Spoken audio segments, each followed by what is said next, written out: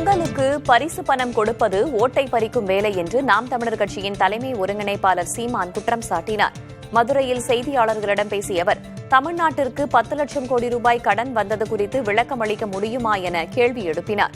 ஒவ்வொரு குடிமகன் மீதும் லட்ச ரூபாய் கடன் இருப்பதாகவும், உழவர் திருநாளை கூட கொண்டாட முடியாத அளவுக்கு தங்களை ஏழ்மையில் வைத்திருப்பதாகவும் விமர்சித்தார்.